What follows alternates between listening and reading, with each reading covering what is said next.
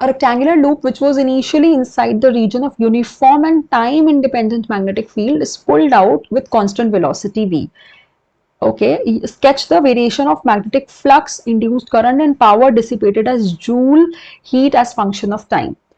अच्छा, तो अब हम जब इस लूप को बाहर लेकर आएंगे, फ्लक्स पहले तो कांस्टेंट रहेगा and then it will decrease. This concept I have explained earlier also in a video. मैंने इसका link attach कर दिया in the I button. You can click it and understand this concept अगर आपको नहीं समझ में आया.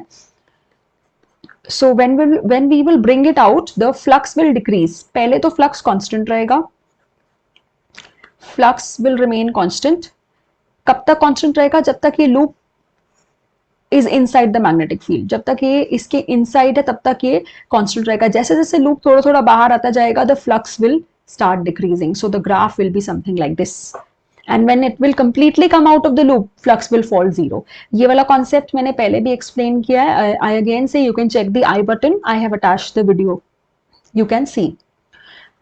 सेकेंड पार्ट में आपको बोला है इंड्यूस्ड करंट. अब इंड्यूस्ड करंट का ग्राफ कैसे होगा with respect to time?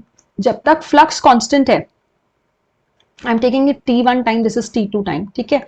Now till time t1 flux is constant, so there will be no induced current. Till t1 there will be no induced current. And t1 से t2 के बीच में induced current होना चाहिए क्योंकि flux का change हो रहा है. इसके बाद फिर zero हो जाएगा. So this is I versus t graph. And power versus t, power is I square RT. तो आप देख रहे हो P is directly proportional to I square. Graph का shape will remain same. T1, T2, power will remain 0 from 0 to T1.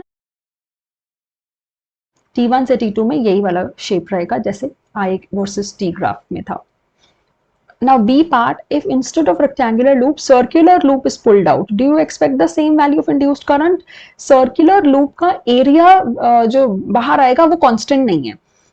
What is flux? Flux is B into A, right? Now d phi by dt is b तो constant है क्योंकि लिखा हुआ b, b is uniform and time independent, तो b constant है, b into dA by dt. Now this area change या rate of change of area is not constant in loop.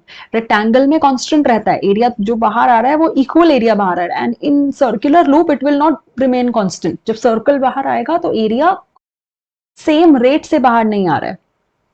So the flux will change something like this.